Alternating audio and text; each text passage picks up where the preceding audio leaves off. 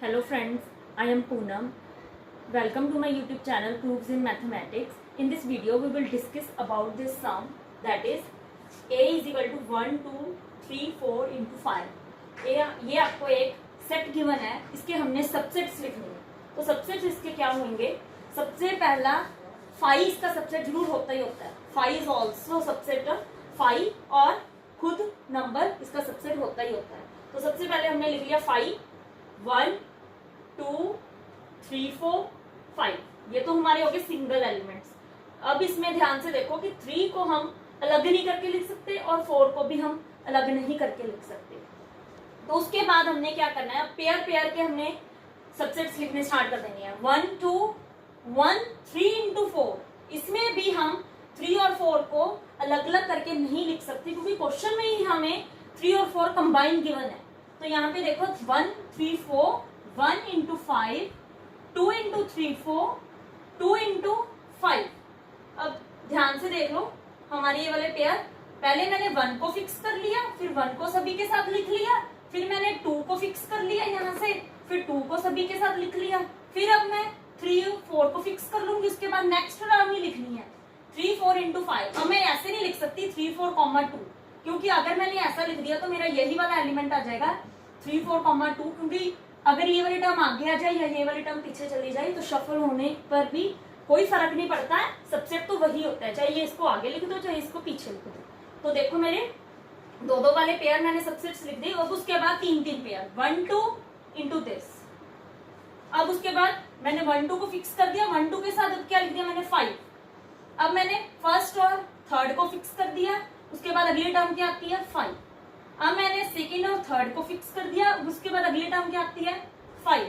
Next में मैंने तीनों सारे लिख दिए 3 पेयर वाले। अब मेरा लास्ट जो खुद ही है, एक खुद ही वो एक सबसेट होता है, ठीक है।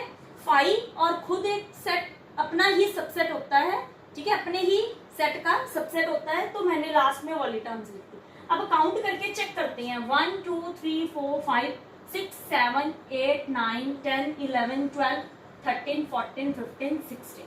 तो 16 आपके सबसेट्स आ गए।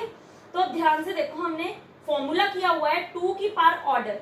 ऑर्डर मतलब जहां जितने मेरे एलिमेंट्स है, हमने अब 1, 2 इसको 3 काउंट करना है, 3, 4। तो 2 की पावर 4 कितने हो गए 16। तो इससे मेरा चेक हो गया कि मेरा टोटल सबसेट्स कितने हैं 6। तो अब हम एक और क्वेश्चन इसी के साथ रिलेटेड है, हम करते हैं बिलोंग्स टू क्या होता है और सबसेट्स टू क्या होता है।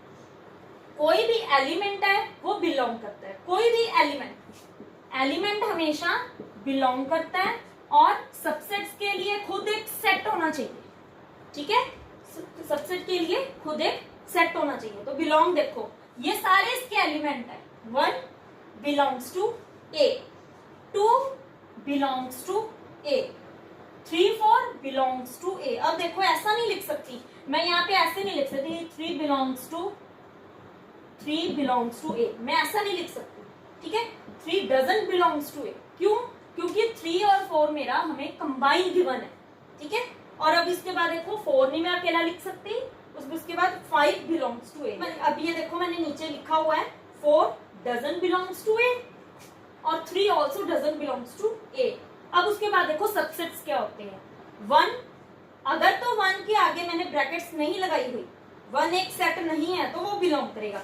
अगर मैं उसको एक सेट की तरह शो कर दूं, कर्ली ब्रैकेट्स लगा दूं, वो सेट हो जाएगा, तो that is a subset of A. 2 belongs to A but brackets लगा दी तो सबसेट ऑफ ए। अब 3, 4 देखो हम क्या सोचते हैं कि ये वाला मेरा 3, 4 है, ये तो सबसेट है। क्यों? क्योंकि यहाँ तो एक ब्रैकेट्स लगी है, क्योंकि ये खुद ही एक सेट है तो ये बिलोंग करेगा, बट सॉरी सबसेट करेगा। तो ये सबसेट नहीं है। सबसेट के लिए जो हमें स्टेटमेंट गिवन है उसके आसपास, स्टेटमेंट में 3, 4 के आसपास ब्रैकेट ऑलरेडी गिवन है, तो मैंने खुद एक और ब्रैकेट लगानी है, खुद एक सेट शो करना है, तभी ये सबसेट होगा। तो अब उसके बाद देखो अगर मैं अकेला ऐसे लिख दूं 3, 4 तो यह सबसेट नहीं होगा, डजंट सबसेट ऑफ ए।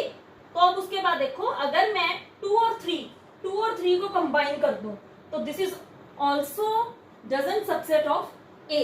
तो ये भी एक सबसेट नहीं है। क्यों नहीं है? क्योंकि 3 को मैंने 4 से स्प्लिट कर दिया, ठीक है। 3 और 4 मेरे कंबाइन है, ठीक है, उसको मैं अलग अलग करके नहीं लिख सकती, तो ये मेरा सबसेट नहीं है।